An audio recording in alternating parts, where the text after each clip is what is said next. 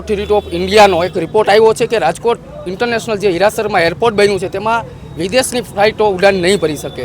ક્યાંક ને ક્યાંક ગત જુલાઈમાં દેશના વડાપ્રધાને મોટી મોટી જાહેરાતો કરી અને 1400 કરોડના ખર્ચે તૈયાર થયેલું હીરાસર એરપોર્ટનું ઉદ્ઘાટન કર્યું હતું.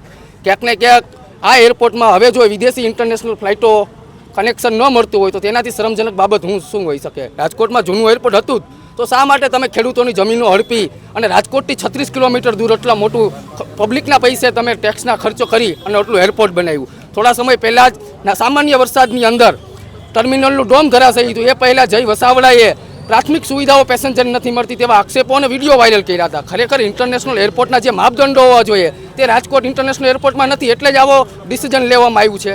ક્યાંક ને ક્યાંક અમદાવાદની અંદર રહેલું અદાણી ઇન્ટરનેશનલ એરપોર્ટ છે તેમને કોઈ પણ જાતનું નુકસાન ન પહોંચે એટલે સૌરાષ્ટ્રવાસીઓ સાથે ઘોર અન્યાય થઈ રહ્યો છે.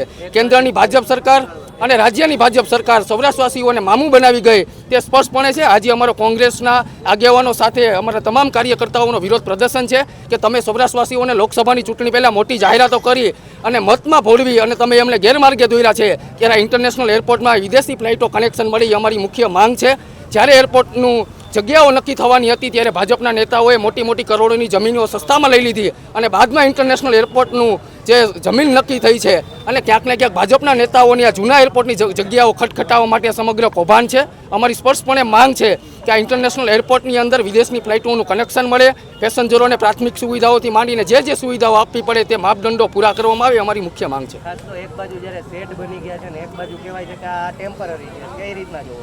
આ 15 ઓગસ્ટના દિવસે જે રાજકોટ ઇન્ટરનેશનલ એરપોર્ટનું મુખ્ય ટર્મિનલ ફાઇનલ થઈ જવાનું હતું, પરંતુ એના જે મુખ્ય માપદંડો હોય, જે કસ્ટમ હોય, ઇમિગ્રેશન હોય, પેસેન્જરો અને એરલાઇન્સની જે ઓફિસો હોય તે એમાં સુવિધા પ્રોવાઈડ થઈ શકતી નથી. એટલે ક્યાંક ને ક્યાંક માત્ર મંડપો ઊભા કરી દીધા હોય એ રીતના કરોડો રૂપિયાનો ભ્રષ્ટાચાર કોન્ટ્રાક્ટરોને કરાવી અને ઘોર મોટો ભ્રષ્ટાચાર અને લોકોને મૂર્ખ બનાવ્યા છે. તેના વિરોધમાં આજે અમારું વિરોધ પ્રદર્શન છે.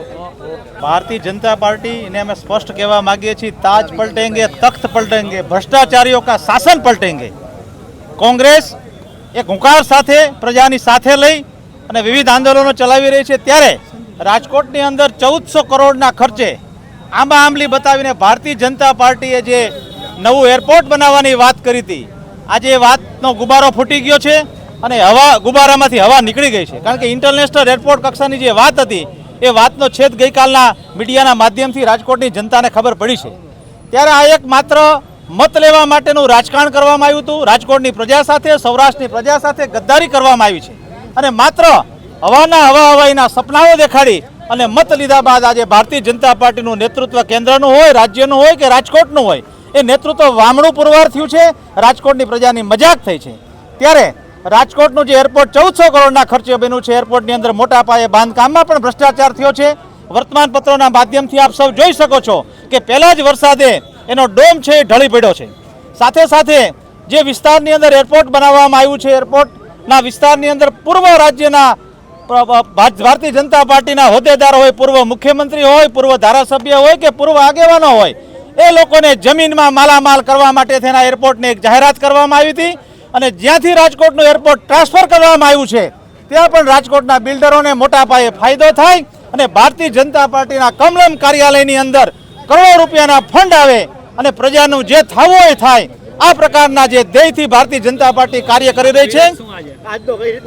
ત્યારે કોંગ્રેસ પાર્ટી છે એ આજે ભારતીય જનતા પાર્ટીનો જે ગુબારાનું હવામાન કર્યું હતું એ અમે આજે ગુબારા રૂપી હવામાનના જે પ્લેન છે ઉડાડી અને ભારતીય જનતા પાર્ટીએ જે ભ્રષ્ટાચાર આચર્યો છે એ ભ્રષ્ટાચારના જે રૂપિયાઓ છે એ રૂપિયાનો વરસાદ ભારતીય જનતા પાર્ટી પર વરસી રહ્યો છે. ત્યારે આ ખોટા રૂપિયાનો વરસાદ અમે વરસાવી અને ભારતીય જનતા પાર્ટીને કહેવા માંગીએ છીએ કે જો તમારું હજી પેટ ન ભરાતું હોય તો આ રૂપિયા અમારી પાસેથી લઈ જાઓ પણ રાજકોટની જનતાને પૂરી સુવિધા આપો.